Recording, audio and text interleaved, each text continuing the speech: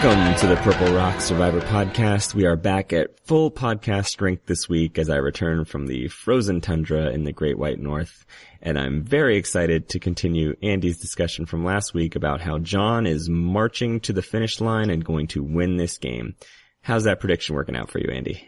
I think I know two things pretty definitively. One, John Mish is the winner of San Juan del Sur. And two, Tony Vlachos is not the winner of Survivor Cagayan. Those are the ones I nailed. Totally nailed it. Hey, by the way, I have to point out before we even get to discussing this episode, there was another Alec mouth breathing shot this week. Oh my god, it was the mouth breathing shot of mouth breathing shots. It was so epic. It just lingered there. Yeah, it seemed like a still, but it was actually live footage. And what was great is that it pointed out to everybody what we've been saying the whole time. Because I don't know if everybody noticed. It's like, wow, what was Alec doing? It's like, what he always does. That's Alec's face. I have referenced Alec's mouth breathing several times this season on the podcast. So if you were playing the mouth breathing Alec drinking game, you are not legally allowed to drive after watching that episode. Also, Jacqueline actually asked if Alec voted for himself. So if you ever needed a testament to what Alec was as a Survivor player, that's it right there. I mean, maybe he got that confused that he somehow broke a rule and they're like, no, we're good. Just let him go.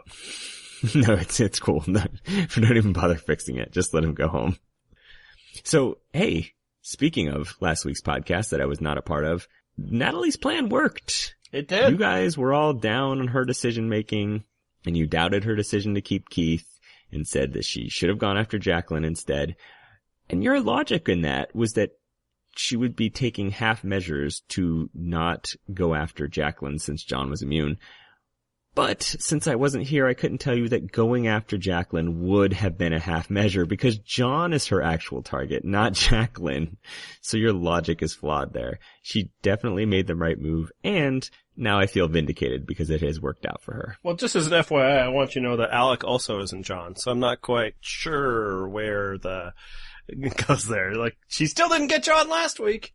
But she did get to execute her plan because she kept Keith. Whether that was the thing that caused it to work or not, I don't know. It's kind of a sad testament that Keith would be the better person to keep around because he's more reliable for an alliance than Alec. This is the same guy who totally blew up Reed's plan earlier this season, but I think that was part of her decision too in keeping him. Not just the immunity win possibility, but also the fact that she thought he was maybe more reliable in some way. Yeah, I think there's two things. One, and we couldn't have known this, but things after the fact seem to suggest that Alec had a closer relationship to John, and if Alec was going to be useful to anybody, it would have been John, not Natalie. So that's crucial information to that. Then yes, get rid of him because he's not going to work with you. Keith maybe possibly could. And then the other thing that, I think after I recorded the podcast, or maybe even during, it entered my head, but I just dismissed it maybe, is just how easily Natalie was able to just be like, oh, dude, I totally screwed up. I thought we were supposed to vote Alec. That's what you told me. She knew she could do that because she knows these people. And my flaw was probably operating in a more conventional Survivor universe where people aren't so gullible. Your other flaw was that you seemed to deploy some sort of like Fargo/Manitoba accent there for Natalie. No, I nailed it. That was Jamaican for sure. Yes, your accents and imitations are flawless. So last week, you're talking about, she should have taken out Jacqueline instead. Wait, I want to just hold up. I thought what I said is she should have done nothing. She should have just voted out Keith. That's what I said. But if you're gonna do something, Jacqueline seemed like a more intelligent play than Alec, which seemed to be, basically useless. Listen, I'll decide what you said last week, okay? All right. I got a lot of things wrong, but I want to make sure we got how I got things wrong correct. Okay. So, assuming the plan B in your scenario, if she goes after Jacqueline, John now knows that he has to either play his idol or win immunity, and there's a decent chance that he could win immunity. In fact, in that challenge that we saw in this episode, assuming he knew that he was on the block, I think he probably beats Natalie in that immunity challenge. I think you're insane, right? I'm going to stop you right there. he did everything he could. The wind blew his thing down. If he knew he needed it that much more, he would have blocked the wind. Yes. Obviously, John would have, using his relationship with God, he would have said, listen, God, I kind of need this one, the way athletes do. And I think God was like, nah, you don't. We're good. And he literally sent the wind. Anyway, the point is, John would have either played his idol this week, or just, if he had one immunity, he uses that. And then now Natalie is a target, and John can just as easily go running back to Missy and say, listen, don't betray me. You and I have this bond, blah, blah, blah, and get Natalie out. So I don't think gunning for Jacqueline would have helped her case. Right. That's anyway. Why she should have voted out Keith. Like, what should have happened if, again, I'm not on the island, so full credit to Natalie. She was. Is by not voting the way she was supposed to vote, should have tipped off John that he was in trouble and Natalie was untrustworthy, and then she should have been a target, and maybe if it didn't work out, he should have played his idol. Like, that's what should have happened. What I didn't put into my calculus, because again, my opinion was, don't vote out Alec, just go with the plan. You don't get to vote out John tonight, so just wait. I didn't think she would have gotten such an early, another shot so easily after switching it up on everybody. If John were a smarter Survivor player, her whole, I just didn't know, I thought I did what I was supposed to do, would have rang all the BS alarms, and Natalie would have been scrambling. Now, I'm giving her credit. She knew that she could get away with such a lie. And she also knew that Baylor let her get away with such a lie because she obviously knew her relationship with Baylor was tight. For me, again, looking at what should have happened is her little move to keep Keith instead of Alex should have cost her all of the trust that she had built up. But it didn't. It did not. Also, speaking of trust, how is Missy so adamant that she won't vote John out, but she's promised Natalie a spot in the final three with her and Baylor? Does she not know how final threes work? Is she not aware of how many people are in a final three? I actually have a bit of an answer to that one. Okay. She was promising Natalie a spot in the final three, not necessarily Baylor. And this comes from John's exit interview. Apparently, the plan for the final five, which is why I guess John, again, was so snowed over to the fact that, not everybody was in on his final five plan, was that Baylor and Jacqueline were not going to make the final three by their own admission. They were going to volunteer. Falling on the sword. Yeah, they were going to volunteer to go to the jury box in order to help their pairings. And if any of this is true, although it's so whacked out that at least people probably said, yeah, we'll do that, whether they were going to do it or not. So I think the planned final three for John and possibly Missy was Missy, John, Natalie. Wow. Yeah. Would not have seen that coming. No. We could have talked about this season for 10 hours and I never would have come up with that. But yeah, no. Yeah, so, and if that is true on any level, and again, it could be true in that it's like Natalie would have been like, yeah, sure, let's do that. Whether anybody was actually going to do that, who knows? John seemed like he was going to do that.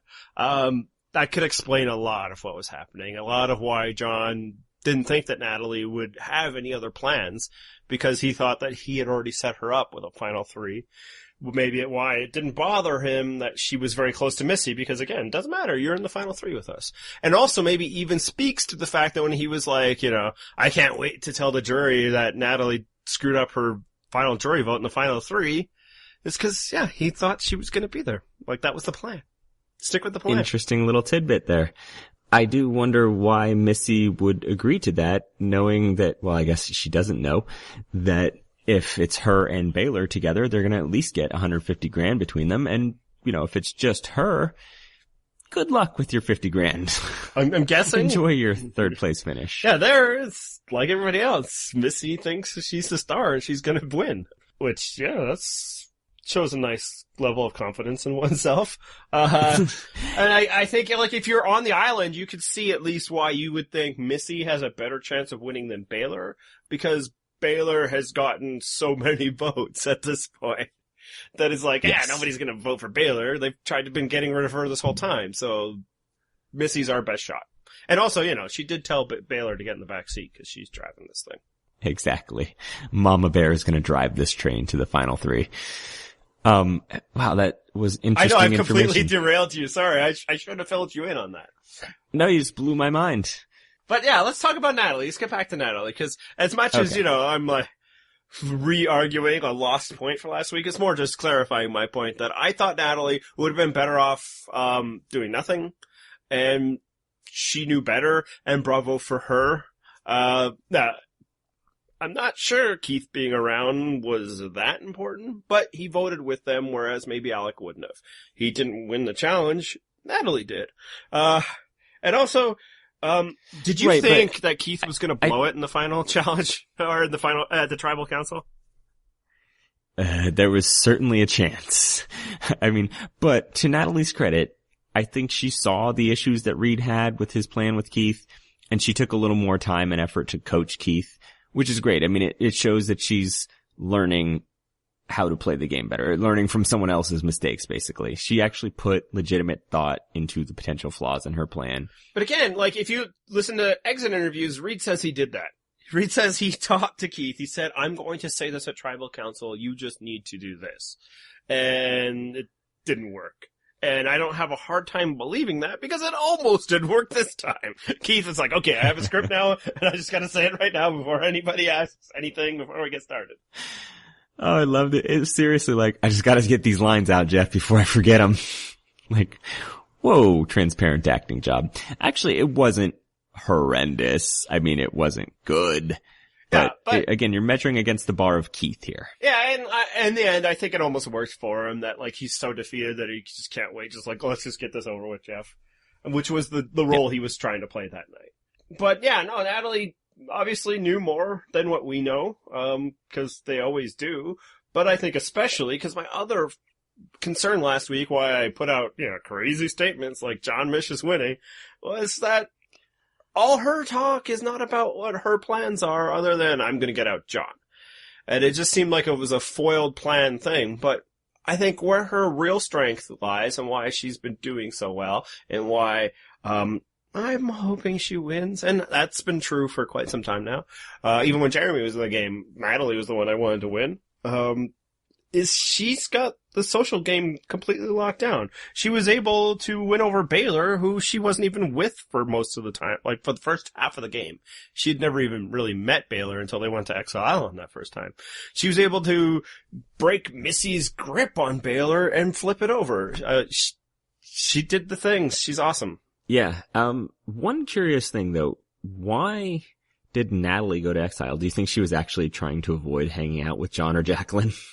Yeah, I don't know. I guess maybe it's just at her time, or she didn't want John to have one more. I have no idea. Maybe that's it. Yeah, I don't know. I was like, yeah, sure, dude, you go so I can win a challenge. Maybe she's just tired of John looking more selfless. Maybe. I don't know. I just thought it was weird. Like, okay, well, she's volunteering to go into exile. Obviously, there's no idols there, and she knows who has it. But the alternative was that she would be at camp with either John or Jacqueline. So maybe she was like, you know what? I'll hang out with the Rocks instead. Yeah, you would have thought actually being there with Jacqueline wouldn't have been so bad, because if her plan is to take out John now, I don't know if her plan is to take out Jacqueline next. So maybe she should be like forming bonds so that Jacqueline might think she has some kind of final deal with Natalie as well. But maybe she thought that if she spent any more time with her, she would let on what her plan is. Like, there's only so much side eye she can give people before. She's like, I just need to go. They trust me now. I'm just out of here. Yeah, maybe she's got a tell and she was trying to hide it. Kudos to her, though. Good game. Yeah, so great game for her. Maybe not so much for John. So do you think there's anything that John could have done, though? I mean, obviously playing his idol, but... Or winning immunity, yeah. Or winning immunity, which again, if he'd only asked God, it would have worked. Do you think there's anything he could have done to save himself here? Anything he should have done, I should say. I would say not last night. Like, not within the period of frame of last night's episode. I think, yeah, if he plays his idol, he still loses a bit because Jacqueline goes home. Like, Natalie had him completely outmaneuvered. But I think if he was a better Survivor player, he wouldn't have been in that position. So I think, what could he have done better is, I still support voting out Jeremy. Yeah, that was the big debate, and some people are still having it. I think that was the right move. He's not there to watch Jeremy win, But he didn't seem to have another plan after that. It was like, as soon as he got rid of Jeremy, he's like, all right, I'm good. I got my 5. I want to relax. I just want to talk to my girlfriend. And it seems like it's just kind of a personal flaw with him from a Survivor standpoint, maybe not from a life standpoint, is that he just is very trusting. And I think once he did that, he just let off the gas. And so what happened is he never was able to get another target other than those guys. Maybe Reed a bit, but even there, like, he almost lost to Reed, right? If he doesn't play his idol that one, he gets voted out next. So when you take out the huge target of Jeremy, the problem was now you're the huge target. And for instance, like, Tony didn't have that issue. He took out LJ, but then Tasha and Spencer were there. And that, yes. I think that's his flaw that's one flaw. The other flaw, and we pointed this out, and you did actually, when the Jeremy vote is, Natalie was still there. And it's like, well, you can only do one at a time. But he never stopped to think that he now has left somebody that is dangerous to him.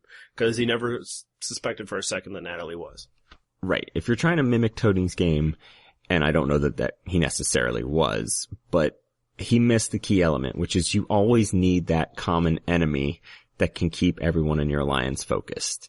Once that last enemy is gone, you're the target. And he didn't have the benefit of having a Spencer or Jeremiah or Cass or anybody like that around. Yeah, like Keith isn't that, you know? And maybe he tried to build up Keith, but even there, you tried to take out Keith last time, so that's clearly wasn't what he was trying to do. So I think where John lost it was he didn't do enough post-Jeremy to say last week. But this week, playing his idol would have kept him, but Jacqueline would have been gone. Natalie, outclassed him because she's much better at Survivor than he is. Yes. But, I mean, just from a numbers perspective, the riskiest spots for getting blindsided when you have a solid alliance like he had is generally an odd number. So I can understand having your defenses down because there's 6 people left. It's not, 5, 7, or 9. The only way he could realistically go home is if everyone except for Jacqueline turned on him. Now, that's exactly what happened, but I get thinking that that's not very likely.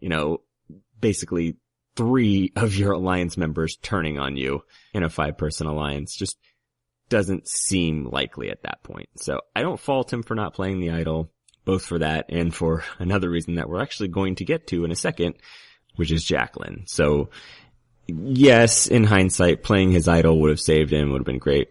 But really, I don't know how much greater it works out for him. Yeah, and then he's in a spot where he needs to win 2 challenges to survive. Exactly. Which is, isn't out of the question, but it's not a good spot. So yeah, no, I'm okay. I'm not judging him for getting blindsided while having an idol.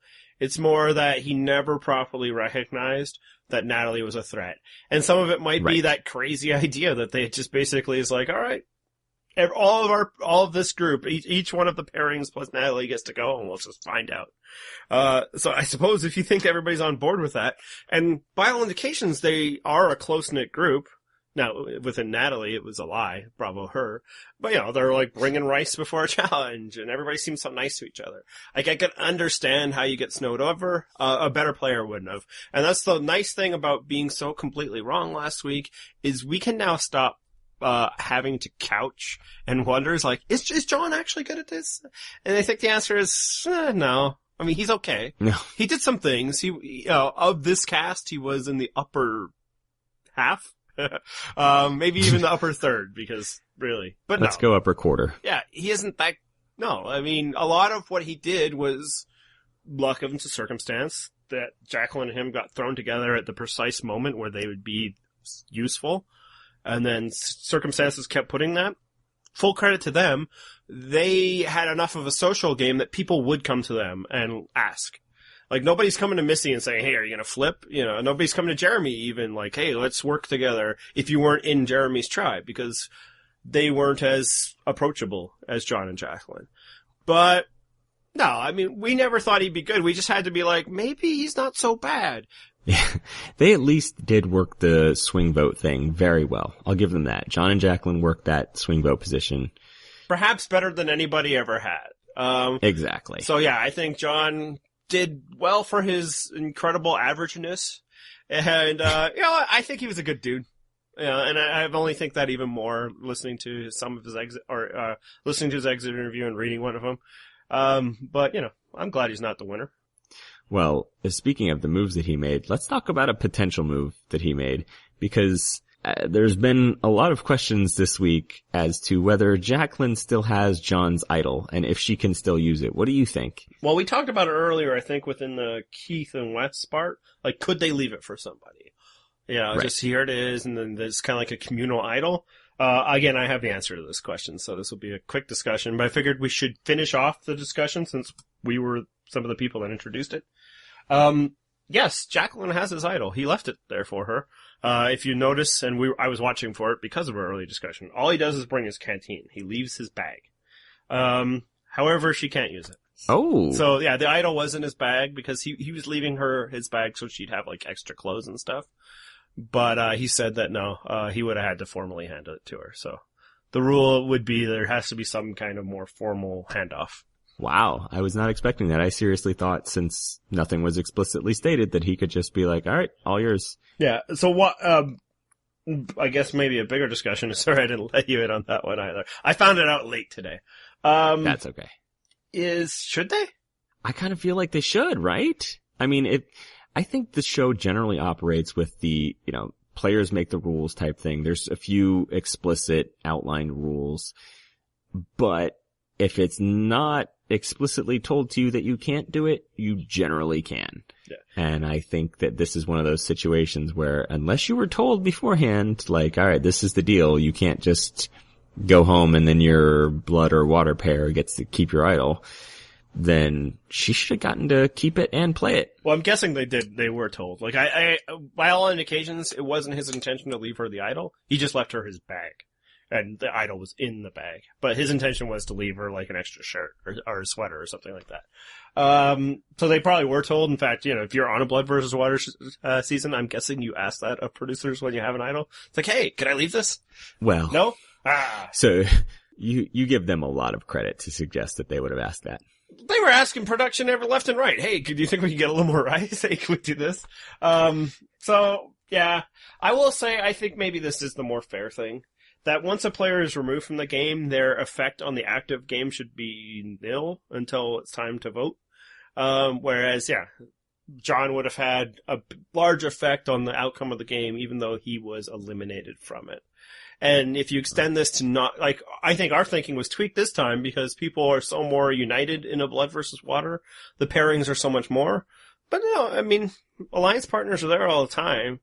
And, what if you're like, oh, well, if I can't win, I want my alliance partner to do. So here's the bag, people.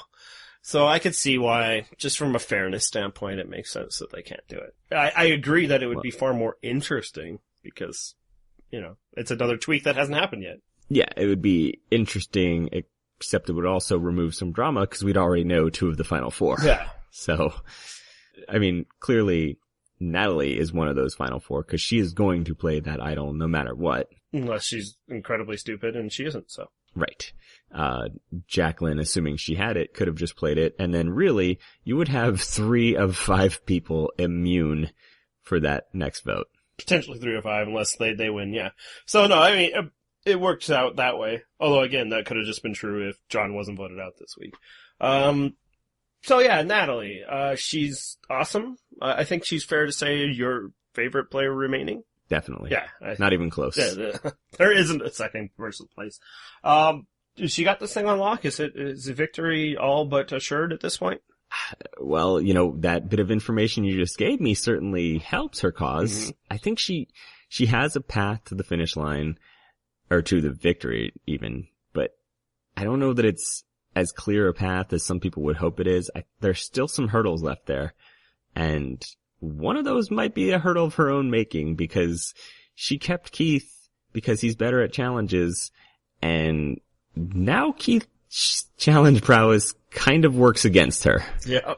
Especially because one of these challenges tend to be balanced challenges, which he's excelled at. Now, he didn't win the one last night, but again, I think last night you could almost throw out, like, wind knocked people's over after a while. It's like, hey, cool, it was windier over there. Luckily, we drew for spots. Yeah, I think Natalie can definitely win. Like, I fully support her move of taking out John. Because now she has a better chance of winning in front of a jury. She will beat any of these remaining 4 players if she faces them in front of a jury.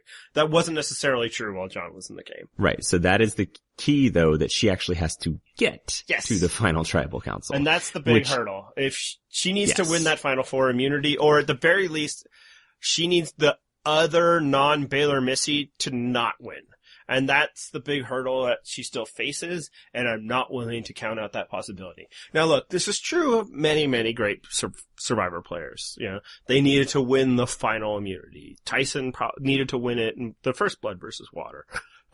For all we say about, Rob Zombies, I'm guessing if he didn't win those final 2 immunities, he probably wouldn't have won. Eventually they would have been like, hey, maybe we don't want to go up against Rob. Maybe Philip, Natalie, and other girl would be good. And JT and Rob Sesternino, same thing.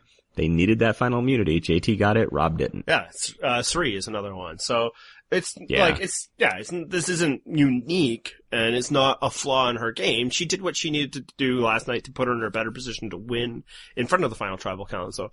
But what is unique this time is she is with a pair that is never going to turn on each other.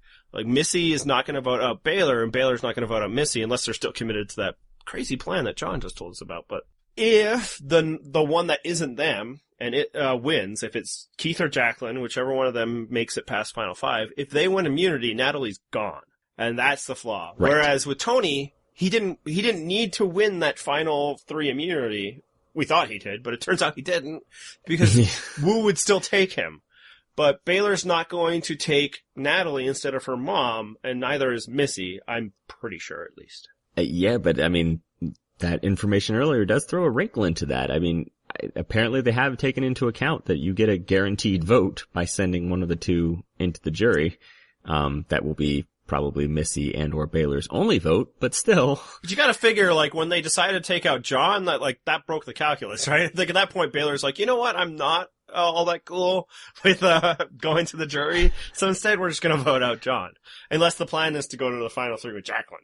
Yeah, and I kind of feel like they're not going to do that, because I think they want John's vote, and Missy still thinks she can get it. Mm-hmm.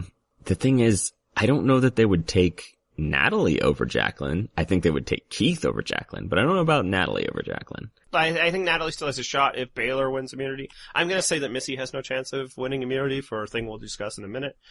But it's possible even there. Yeah, Baylor wins immunity, and Missy's like, you know what? Maybe Jacqueline would be a better final pairing, or maybe Keith, than Natalie. Like, maybe in the next few days they'll spend enough time with Natalie and decide she's going to beat us. It certainly looks like Natalie's in the best position to win. I still think she is in the best position to win. But let's calm down, everybody. This could still be horrific circumstances where anybody that's not Natalie could win. I think Keith still has a chance. I think Jacqueline still has a chance. And they'll say the chance is all the same. Winning that Final 4 immunity. Yeah, and I think this season being what it is, and to their credit, they've salvaged it a lot towards the end here with some excellent editing, Natalie, first of all, saving a big chunk of it. It just feels like it should be headed for a bad winner, right? Yeah, well, that's the thing. Normally I'd be like, edits told us it's Natalie, but I'm not going to talk about that anymore.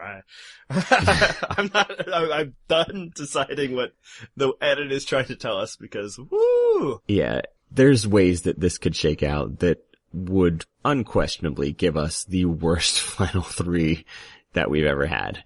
So, as far as a gameplay perspective, and there's a better than average chance that it ends up that way. Yeah, no, it's still in play, people, so, stay frosty. What I hinted at that we're going to get at is the other thing that happened in this episode was Missy got hurt, and she did not get medevaced out, which, first off, credit to her. Why I thought she was going to get medevaced out last week is just I didn't give her any credit for tolerating the pain. So good for her. She's going to tough it out on, possibly a broken leg or, a sprained ankle, which, in some cases can be just as bad or worse than a broken one. But some people are kind of upset about this. Like, oh, it's BS that she gets to keep going in the game when she can't be in challenges. Are you one of those people? No, but it's weird to me that they'll splint her leg but they won't give antibiotics for possible infections. I mean, James and Penner got evacuated because they might get an infection, and they didn't intervene there. They said, you got to leave the game. With Missy, they actually provided some medical attention. Like, why not just have given James and Penner some antibiotics and they can stick around and keep playing? How does Missy get the basic care and those two didn't? A couple things. I think one is it's an evolution. Like they looked at what happened with James and Penner. It's like, wow, that really sucked. Let's not do that because it's bad for our television show. Because Stephen Fishback on Know It All said that he got a bunch of antibiotics when he was in Tocantins. So maybe they've evolved their thinking on that one. And that leads to the next part is that I'm not upset about this because this would have been terrible if Missy was taken out. Like, wow, Final Six, all this plan against John, 2 people with idols that can only be played in Final Five, and here we are, Final Five, Like, it would have been terrible television if they had to take somebody out at this stage in the game. So, yeah, fix her if she's willing to keep going, because it's better TV when people are voted out rather than taken out. Yeah, they would have definitely ruined this episode, and possibly the even season, like, let's play it out, Missy's gone. Now we're at Final Five, and it's John and Jacqueline, right?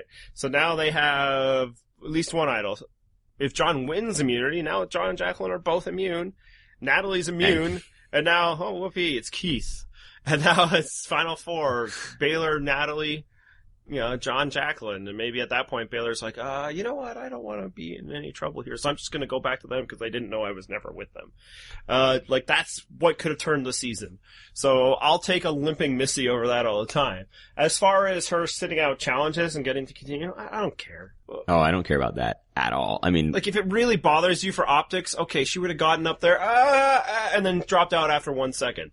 There. She didn't get the coach's DNP, but, like, and part of it is because you and I just don't care about challenges. I really don't care. We're just the wrong people, and I get, well, no, I don't get it. But if that's the sort of thing you're into, and that's perfectly legitimate, it's like 30% of every episode, that I can get why, somebody not having to do it should disqualify them, or people giving up challenge rewards is unfortunate. You're ruining my challenges. Challenges is just window dressing for us. Like, one great thing that Missy said tonight when Baylor was trying to win her over, it's like, he could beat us in challenges. It's like, or we're never going to win a challenge if John's around. And Missy's like, I don't care. I don't need to win challenges. And she was right. Yes. Whether Missy flukes her way into a challenge win or not is not affecting her chances of winning Survivor, positive or negative. Exactly. It's basically the Sandra play. Like, Sandra and her inability to win immunity challenges has no effect whatsoever on her game. I mean, that's just not part of her game. Tony didn't win any either. Rob said this on his podcast, and I totally agree with it. I think what you should be doing is healing these people as best as you can, like within like first aid type treatment, and keeping them out there. It's better television if they're out there. So if you need to split something, if you need to clean something, if you need to give antibiotics, like it's like a trainer in basketball. Yeah, if he has to take them to the back and take them out of the game, then they're out of the game. But if you can fix them up and send them back on the court, let's do it. Because I just put them in the magic wheelchair and get them back on the court. Let's not talk about that. Paul Pierce reference. I did love the Dr. Keith diagnosis, though, of, swelling. What do you think of it, Keith? That ain't good. Thank you for your medical opinion. I'm so glad you're here, Keith. But it was a reminder that, as a firefighter, I imagine he's had to deal with some first aid assessments, as a first responder. Kind of like when Eddie, Eddie knows things. He's an EMT. He's not just a complete dunderhead, just, it's not out of the question for EMTs to also be meatheads, Yes, exactly. I was amused too that Baylor's like crying because Missy hurt her ankle. I messed up my ankle and my wife was like, oh, I hope it feels better soon because you got to bring the groceries in. Like, she didn't care at all. I'm like, oh man, my ankle really hurts. And she's like, all right, well, there's groceries in the car. So once you bring it in, then you can take care of it. Like, there was no sympathy. And really, from Baylor's perspective, who cares? Like, unless they're going to force her to leave the game, who cares? Well, and maybe that's what's in her mind at that time. It's like, now she's out and all my plans are going. Like, you hurting your ankle isn't preventing you and your wife's shot at winning $1 million. So I'll say that. But well, you don't know. No, I mean, maybe those are really valuable groceries. My wife actually, really broke her ankle and sprained it while we were playing softball once. And, I'm a loving husband. I was concerned. She was obviously in a lot of pain. We brought in, EMTs, not Eddie Fox, but some of them. They took her to the hospital where we paid nothing. But at some point when they were treating her, I was kind of like, you know what? Maybe we could finish the game. Only for a half second, because I was the captain of the team. We were already there. But I was like, no. I have to go to the hospital. But there was at least, a 2-second window in my head where it's like, I'm not going to be that useful while they're admitting anyway. This game only got like 20 more minutes. So. Yeah, exactly. Like, I was on deck. I was batting next anyway. Maybe I just stick around for the at-bat and then I go. Well, her family was at the game just watching. Her brother's on her team, or, who was on her podcast last week. So it's like, she's got support. But then I was like, no. I'm the main support. I count most. I have to go. But yes, I wasn't crying. I was doing a bit of mental calculus. This is the joy of being a robot. So next, we've been talking all season that we might have a guest after overloading on guests this summer. And so we're doing it. We've got our guest. And we are going to welcome the first intentional guests to the show that we've had in a very long time. And appropriately for this being a blood versus water season, we have a married couple. So please welcome back to the show, Heather, and her husband, Dave, who's appearing for the very first time. Welcome, guys. Hi. Welcome. We will try not to interrupt each other too much, but we'll see how that goes. That's okay. Andy talks all over all of us, so it won't matter a bit. Frankly, I'm just looking forward to awkwardly sitting through your arguments, because Survivor has taught me that's what happens when married couples deal with it at the same time. Well, everybody got to enjoy you discussing your own arguments with your wife last week, so it'll be fun. This will be a first-person account rather than a second-person account. And Andy, I appreciated how diplomatic you were about how, you know what, my wife is probably right. He only said that because she listens. Exactly. That's what I figured. If that was what you got out of that, I'm not sure that's what I was intending. It was more we're both always wrong. I, on the other hand, do not have a wife that listens to this, so I can repeatedly say that I am always right, and no one will ever be the wiser. So, first of all, like I said, welcome back to the show. For those of you that don't remember, Heather was brought back to watching Survivor by her friend in Samoa, right? That was the season you came back to? No, actually, that's when I brought my other friend back, the one who originally introduced me to Survivor. I actually watched from the beginning, and then I quit for a while, and then I came back from All-Stars, and Samoa was the season I started getting excited about again and getting my friends involved, and kind of went from there. Remind me to never be a fact checker. So, anyway, so Dave, is that your timeline as well? Is that about how long you've been watching? Yeah, I did watch the original for a while, though somewhere around the Outback, I was just watching other things. It wasn't until we got married. The Outback was season 2. Again. Yeah. No, you got bored a season and a half in? Pretty much. Well, so did I, for it to be fair. College was kind of intense at times. Yeah, that was when we started college, actually, season 2. So, have you been watching since Samoa then? Has this become a ritual for you guys? I think it sort of started because I started reading on the forums, and I found the commenters on the AV Club very, very amusing, and I was talking about it, and the fantasy league started, and that kind of really sucked him in. But I think it was once we were married and we were actually sitting down and watching TV together on a regular basis. That's when things came around. That was around the same time as China, or is that earlier? I don't remember, to be honest. Which season was on in 2006, fact checkers? Ooh, I'll have to edit that in later. It was Cook Islands, better known as Survivor Race Wars, that aired in 2006. I am John and I know all the Survivor facts. Alright, so again, this being a blood versus water season, that's why we wanted to have you guys on, because you guys are the married couple that we could have on the show. We thought you would offer a unique perspective here. So first of all, how do you guys like the whole blood versus water concept? Well, I think it's a good concept, and it was a good concept the first time they did it, and we saw how much fun it could be, but I think you guys already touched on this in previous podcasts, but it relies too much on there just being good casting, and we kind of saw what happened this year when the casting didn't really work out so well. Yeah, I mean, you really need mutual buy-in. I mean, Rocker was interesting on his own, but he didn't really bring much else with him. Except for big boobs, right? Yeah. Well, we had it last season, and They were better. Throwing some shade on Julie. And yes, they were better last season.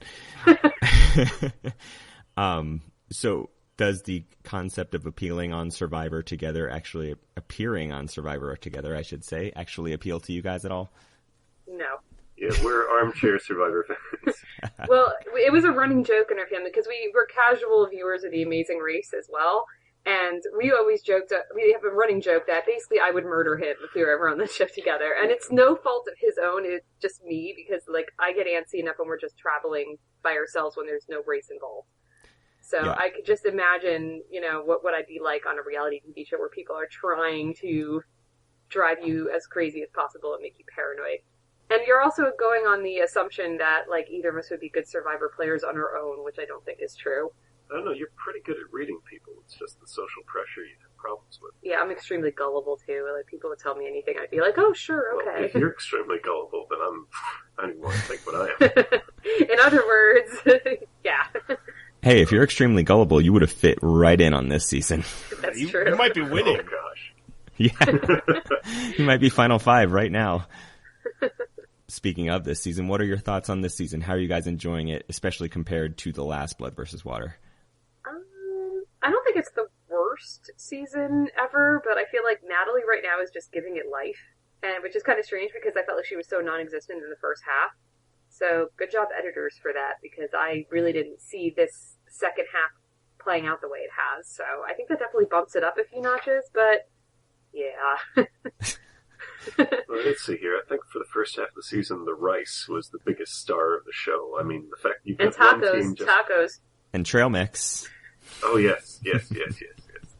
Whole lot of food starring in the earlier. Oh, we never of the did show. do our food power rankings. Oh, I was so gonna get close to it. It was like beans was like a number 4. They won those early, but rice was clearly number 1 in the power rankings. They even brought it to Natalie as like a sympathy serving of rice. Yeah, which why would you want to give that? No, whatever. Never mind. Because they're nice people, John. Actually, I'm glad you brought up the edit. You think it's kind of done a good job lately showing Natalie and surprising us. But what do you think of the edit this season? Is it better that we don't know who's been doing well and who hasn't? Or should they have, made us like people instead? Well, right now I'm just annoyed at them in general because they explained, because they spoiled basically that there was going to be a blindside in the episode summary that they were showing on the cable providers. So I was just kind of annoyed from the start even before I watched the episode. So I guess that's more annoyance at CBS than the editors. But I don't know. What do you think? For this season, the whole angle of being divorced 3 times definitely plays into interesting roles there. The mother issues on John's side also I found kind of interesting there. As far as the editing goes, the biggest heavy-handed edit I was seeing was the Drooshbag episode. I mean, that was just a piece on its own. You could probably just watch that one independently and skip a good chunk of the first part of the season. Yeah, that was kind of a work of art. Yeah, it really was. That's the one thing that I'll say about this season. I think the editors have done some fantastic work salvaging a rather subpar cast, and they've done some really good narratives. It's kind of like getting the Coach of the Year award when your expectations were so low and you guided your team to mediocrity. Like, that's the award that I want to give the editors, because they've at least crafted something out of this season that really there's not much to work with. It's not their fault. But I didn't see Natalie as being a player at all in the first half and even the very beginning of the Merge episodes. I just saw her as just kind of being there and just kind of going along for the ride. So to see her do all these things, I mean, I was convinced her move last week was a bad one. So it looked impulsive and emotional and just like, I just want to show John that he's not in control. And I'm kind of thinking to myself, no, let him think he's in control. And it seemed so nonsensical that she'd do it. But then she knew these people and she played them to know that they'd believe her silly excuse and she could pull this off. And I'm just really impressed that kind of came out of nowhere based on the editing, that I did not see that happening. No, I did like they kept in the whole coaching of Keith right there, because he really needed some steering. And he still almost messed it up! He did. And I'm disappointed that I wasn't here last week to defend Natalie's move, because at the time I was claiming, this was the right move to Natalie and for Natalie, and we actually got into it a little earlier in the show for my reasons why, but I think what she did was justified, and clearly, you can't necessarily just use the outcome to justify what she did, but it's hard to argue with the results, at least so far. Yeah, but getting back a little bit to what Heather was saying, I kind of am a little upset that, why wasn't this the season of Natalie? And I think you could have easily edited this season together that highlighted her without giving away the ball game. If they just showed us a little bit more of Natalie early on, it wouldn't have been okay, she's winning. And look, maybe she doesn't win. We don't know that for sure yet, but, she's in the final episode as a strong contender, unlike Jeremy, who has been, stewing on the jury box for a few weeks now.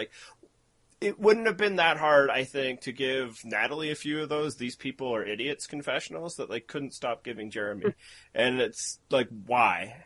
And some people have said that it's, it's great that they kept fooling us with a winner's edit for Josh, winners for Jeremy, a little for John. But it's could you not have built up who seems to be the primary character of the season? Maybe they're just trying to tell us maybe it's just who they think we want to win. And maybe they think that we're all gonna love John as this all-American hero character of the season. And, it just didn't really happen. You always want to root for the underdog anyway. I mean, the last Boston Rob season was very entertaining at the very end. It was sort of okay, puppets go this way. And now another episode of Survivor, Yeah, in their defense, I think what they were probably trying to do is build up some characters. At some point they're going to do an all-star returnee type season. And I think they want to have a more diverse pool of people they can pull from. I mean, if you have I was going to use One World as an example. I guess that's a bad one since they pulled several people from there that are not Kim. But if you have a cast like that where it's clear one person is interesting, Samoa would be the better example. So Samoa had Russell, who was the one person that is interesting, and they didn't build up anybody else's narrative. So if they bring back anybody else from that season, which they did, you'll go, who? Which we did in the first Blood versus Water, because Laura M. was kind of a footnote to that season. Right, but is that an excuse for burying, basically 4 out of the 5 people that are in their final episode were non-entities for most of the season, for most of the first half of the season. And all of those 4 share one trait in common. Hint, Keith isn't one of them.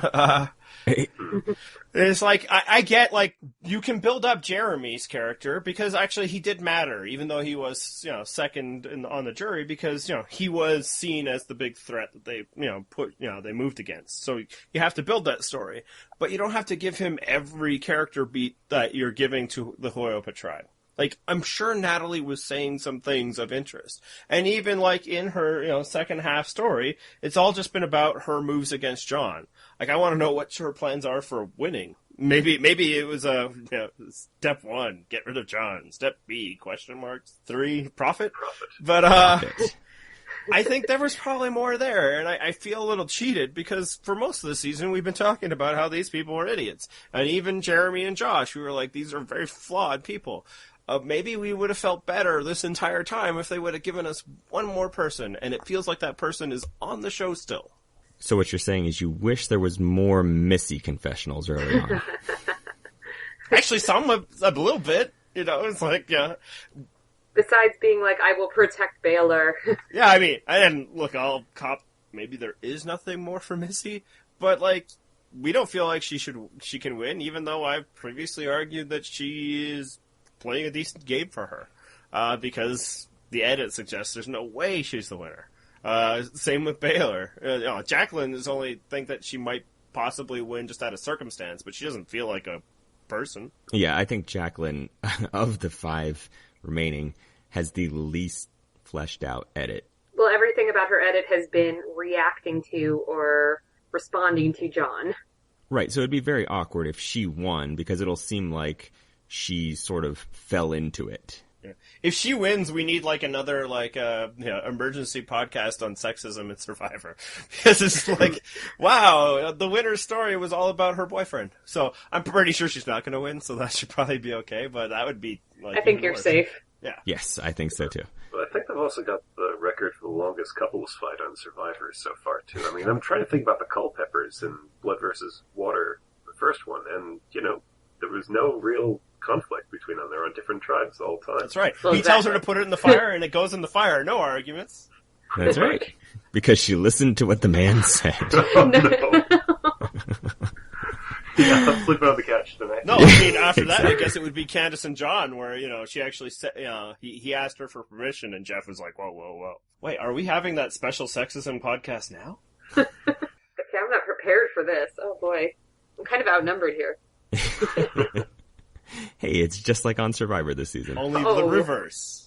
Well, no, the men did outnumber the women in Survivor this season, although... But now they outnumber them dramatically in the jury room, which is Exactly. and no matter how much they get to get clean, that plus must reek of dude, huh?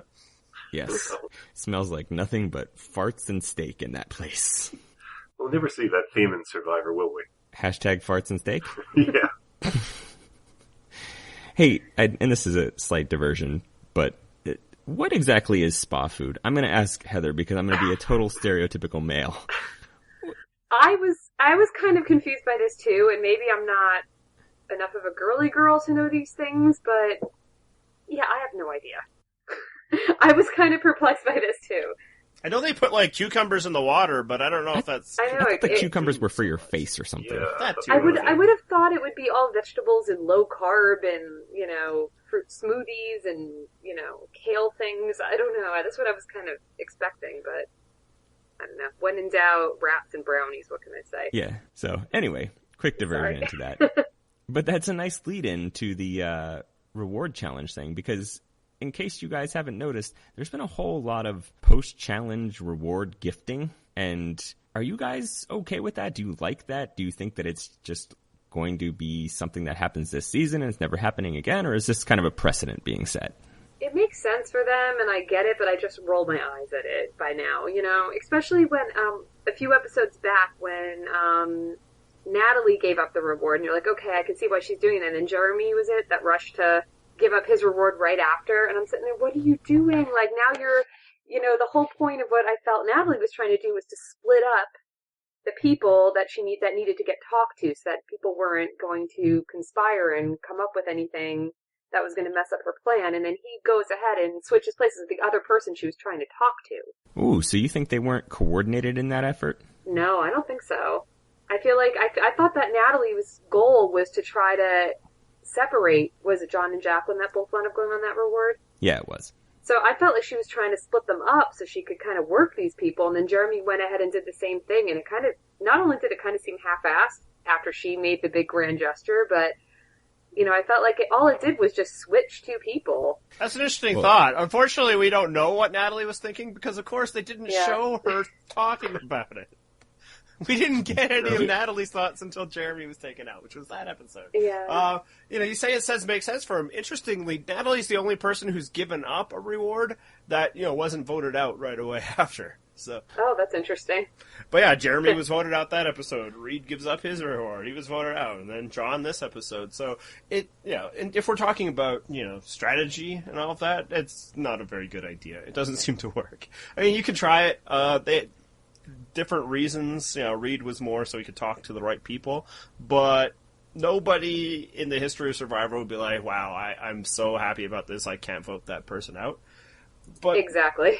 more people are just getting upset, like, enough with the reward gifting, and I don't know. My stance is I don't care. Well, that's why I said I just kind of roll my eyes at it. I'm just kind of like, whatever. You guys can try to kiss each other's asses, basically, but I don't think it's going to make a difference long term. I think if you're doing it to talk to the right people, like you just said, then it makes sense. And that's what I thought Natalie was doing, but I felt like Jeremy was just kind of. I didn't feel like he was all there. I never really felt like he was getting a winner's edit for whatever it's worth. And we thought the same thing at the time. Although we didn't catch the idea that maybe Natalie had planned to split John and Jacqueline up to talk to them separately. I don't know if that's giving Natalie too much credit, although Maybe. from what we've seen lately, it probably isn't. It just makes Jeremy look even worse for having blown that plan, but we didn't get any indication from Natalie that he blew the plan. So, to me, though, the giving up the reward thing, I feel like it's in the first Blood versus Water, the clue burning thing. Once it happened once, it just became an expectation, and now it's happening all the time. I don't think it's going to be a trend in any other seasons. Hopefully not. I hope nothing this cast does is a trend in future seasons. So, but like I said, it doesn't bother me that much that they're constantly bartering and giving up rewards and things like that. There are worse sins to commit on Survivor. I guess, but it just seemed like the season was just riddled with deals. Like, oh, can we get another Flint? Oh, we found our Flint. Okay, well, can we get our 10-pack? And of course, we will select the person who wins the reward challenge. Yeah, that was totally ridiculous. Like, they just killed the whole challenge. Well, you sound like Jeff. Yeah, exactly. I think that was Come on, Jeff's reaction. Like, come on. Like, don't mess with my reward challenge, You gotta people. think, they were sweating over this, balancing everything, making sure the feet sizes are right, and then just the whole team just blows at that rate. Well, no, this was the pick the person and hack their bloody skull or whatever. There was someone out there who filled those skulls with all that nice goop, and only a couple of them got cracked. And they are the victim here. I hear you. Absolutely, it's the workmen. So the righteous indignation from Probst was all about the props department. He was really upset that they didn't get their due. He's a producer. It's his money, You guys don't understand how much we spent on those skulls. Really what he should have done is after they declared it was Missy, just smashed them all himself. Like throwing Austin's torch in the fire. That would have been a visual. And probably also just awesome. Symbolic of his feelings of dealing with these people. He needs like a Gallagher hammer right there to go for each of them except for the last one, Well, I was going to say, I noticed that this was like one of the seasons where Jeff didn't go with the previous season's reunion and going, guys, this season coming up is super awesome. He just didn't really say anything. He's just like, yeah, we're doing Blood versus Water again. Exactly. So, and I think the reason he did that is because we just came off of Cagayan, which was fantastic. Right. Although, even if this season had come after a lesser season, it would still been a little bit of a drop-off here. Yeah. It's just more pronounced following last season. Could be worse, guys. Could be Nicaragua. But it is in Nicaragua! Yeah, we didn't have to point that out. But. Like if you would have added more rain to the season, maybe it would have just been as bad as that season. Yeah, had some falling off toenails to that one. Then we wouldn't be able to separate the rain from Keith's spitting, so I don't know if that's a good idea. Well, at least we wouldn't be able to see him fail to spit. I mean, really, out of everything they could edit, they had to keep that in. Hey, they kept Natalie spitting on herself in that I think immunity challenge, so that was worth it. Maybe there's some spitting fetish in the editing department. And, Hashtag spitting fetish. Definitely. So it sounds like you guys are both all in on Team Natalie. Considering I picked her sister, I guess I kind of have to at this point. You don't know how many times he has, like, shaken his fist at the TV and said, "Oh, the wrong Twinnie." It was a coin flip. I mean, there was nothing in those bios that could tell me anything different. But they hadn't been separated at all, it seems. And for those who are listening to the podcast who aren't in the fantasy league, Dave picked both Nadia and Val in the Champions League, who were voted out like 1-2 in each episode, the first two episodes. I did not think Val would go complete evil genius saying, I've gotten 2 immunity idols in the 2 times I could have gotten immunity idols, I've found one more idol than currently exists on our beach. So, really, how many immunity idols do they usually have in play at once? I mean, 3 is pretty big. You think they'd toss out 4 or 5 at once? Just watch everybody go bonkers? There were 2 camps and an exile, so they could get away with it.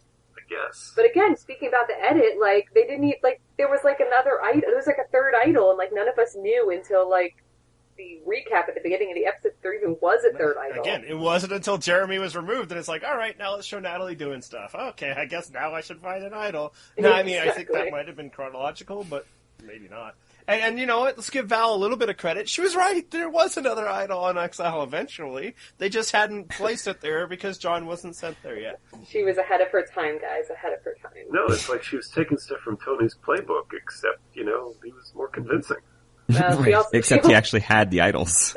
Yeah, and he also waited until the game was starting. It was really going before he kind of went Yeah, all but he was too busy building spy shacks to be making up fake idols. Exactly. Actually, I think he did make a fake idol. He told us that in his interview. Yeah, he did. He just never got to deploy it, though. Yeah. Oh, that would be great. So it's probably sitting there on some abandoned island. I'm pretty sure on Twitter he tweeted a picture of his baby, like, in a bundle me or something like that, and he wrote that it was, like, baby's first spy shack or something, and I have to admit that was pretty cute. Clever. Tony winning over the fans even after leaving the show. Man, we should just spend the rest of the season talking about Cagayan. That's been a lot more fun. But quickly, who's winning? Who's winning this season? Tony's winning the last one. But I hope it's Natalie, or else we're all just gonna sit there and you're just gonna spend a podcast just shaking your head. No, that's what you'll hear. Missy can't do anything physically. I mean, with that ankle, none of the challenges are really getting her far. Yeah, but she was never winning challenges. If there's a puzzle, Baylor's not winning it either. So, you've got Natalie, who might pull it off, or Jacqueline. And then it goes to Jacqueline. Well, there's Keith, but, you know. Keith could do some of it, but the social aspect of it, I feel like his jury's defense is going to be really. Oh, he would never really win. poor. I don't think there's anyone that Natalie could not beat that's left. It's just a matter of any of the other remaining possible combinations. Okay, let's say worst case scenario was Keith versus Jacqueline. And one more. No. Pick one more. All right, Missy. I think Missy could win that. Really? Maybe. I got to the final three with a broken ankle. in some ways, I do think her broken ankle actually gave her an opening. Like, maybe now they'd have to respect her a bit, but I don't think they will. I think her argument would just be, I'm not Keith or Jacqueline. Exactly. That's what I was going to say. I feel like, the Jacqueline really hasn't done anything, and Missy can kind of play a little bit to how she did the whole Mama Bear protecting Baylor kind of thing, and she can play off the ankle. I feel like she's almost going to be a sympathetic character right now. I feel like I thought the same thing when she hurt her ankle. I was like, this is going to make her look better. Yeah, maybe to you. Maybe you have human sympathy. Maybe. I don't know, but if you swapped Missy with Baylor at that point, I think Baylor would just win hands down. I mean, she actually strategized a little bit. No, she didn't. No. Well, no, you have to give her credit for she convinced Missy to change, and, but... So your picks are, I should point out, by the way, if you're going to trust Dave's picks, he did, as a reminder, pick the first two booted people of this season for his fantasy team. So, take his predictions. A fantasy performance that has never happened before, and I don't think can be duplicated. It can't be bested. The only way you could do worse than what Dave did would have been if we were running Fantasy, Survivor, and Palau, and you somehow picked Jonathan and Wanda. And they didn't even get to play. They went out before day one. They'd still have 0 points, though. Yes. That second show rule is a very And good he's one. the only person I've done better than, so. Okay. So your picks then are Natalie and Missy was your pick, Dave? Yeah. Okay. But again, take Dave's picks with a grain of salt here. So congratulations, Jack.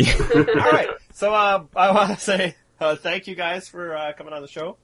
Sorry it took so long for us to get to, but at least you weren't here for the whiny, really complainy parts of the season.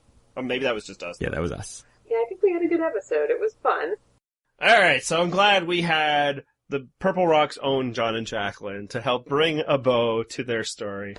We've got one last thing to wrap up this season.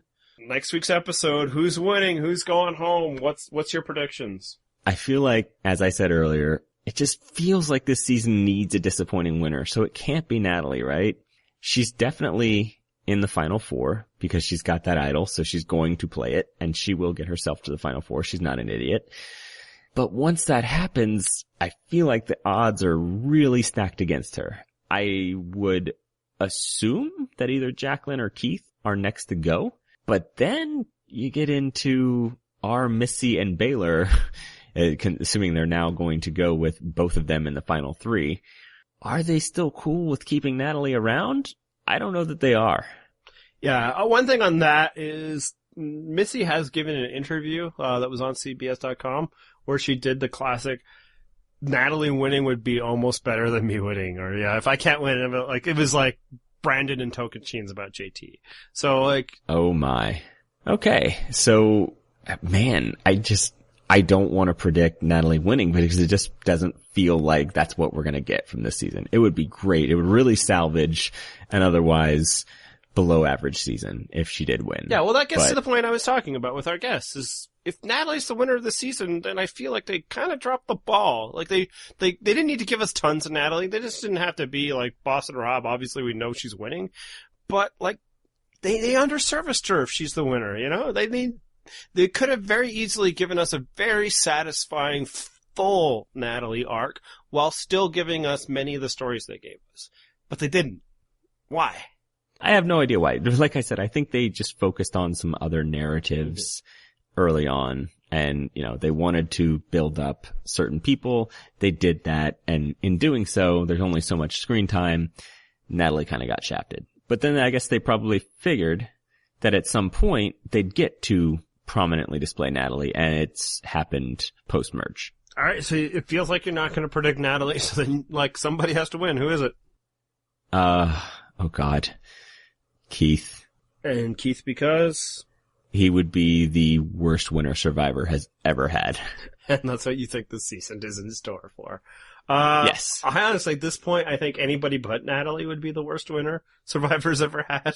Of these other options. You might be right. I don't even know that you could make a case for Jacqueline or Missy potentially being better. Because Fabio is the bar we're trying to beat here, right? Yeah. Yeah. Okay. So Fabio as the worst winner ever. I don't know, Missy or Jacqueline. I say Missy, if she did something this episode. If Missy won one of these challenges on a broken foot, that's enough, maybe, to put her over Fabio. Especially because I've been... Is it? I don't know.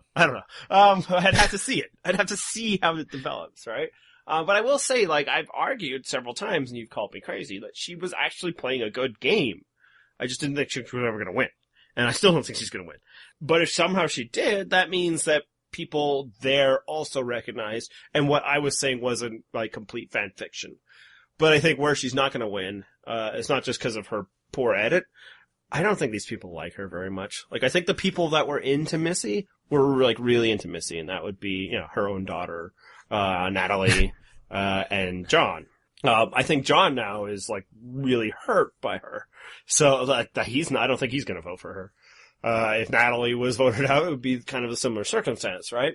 And then I think everybody else really doesn't like her. And they're not speaking highly of her on Ponderosa.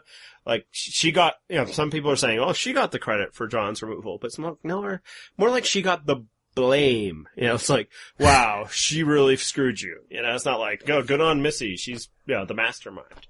So if she was somehow to win, then I guess she was the mastermind and they recognized it. So maybe, if she was to win, it would be because of strategy and control. And that's not the case of Fabio. So I think we would have to retroactively recognize that she played a better game than they ever showed us. But she's not going to win. So let's take that off the table. Yeah, exactly. If it's Jacqueline, then she might be the worst ever, except that maybe she's some kind of combination of Natalie, White, Amber. And again, maybe, and also, and maybe Danny as well. All those rolled in because maybe in the 2 hours that we still have left to go, she goes on a crazy underdog run and she knocks people off and she has a great performance. So that's possible. If it's Keith, no, he's the worst winner ever. He has no argument other than yep. So, the show has painstakingly shown us that Keith, he's a kooky, fun character. Look at his local color. But the other thing is, wow, he is a complete giant moron. They've showed us. Yes. They haven't hid that for 1 second. No. They'll show him spitting on himself. Come on. And then, Baylor, it's just not going to be Baylor, so it's not worth talking about. It's almost you could construct, a world she was the underdog. She should have been voted out. She saw through Josh's BS, all of that, but it doesn't matter. She's not winning, so. Yeah. So who's your winner then? Natalie.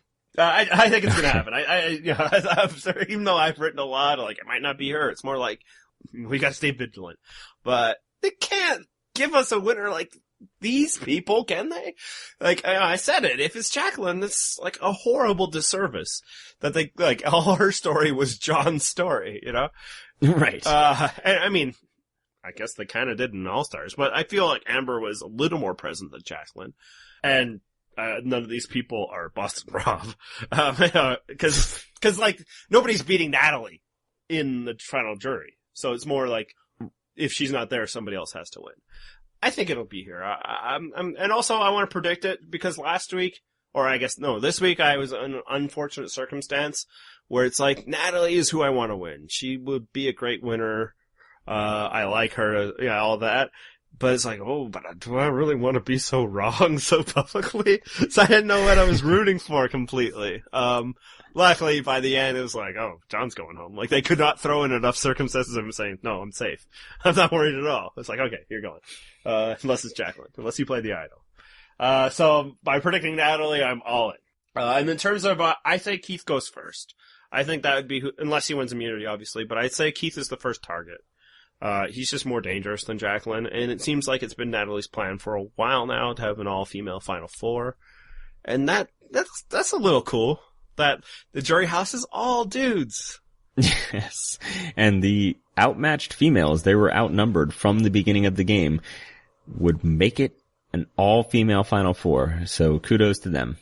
All right, so next week we'll have one more episode. We will talk about the season that was and all of that stuff as we do, and then thankfully, mercifully bid adieu to Survivor San Juan del Sur.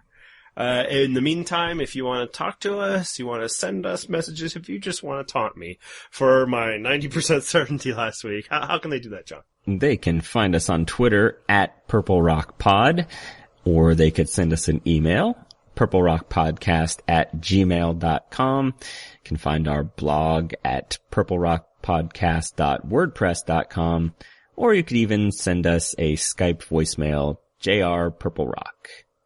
All right, so one more week. Hopefully it's a good one. Anything else, John? No. Then hit the theme music.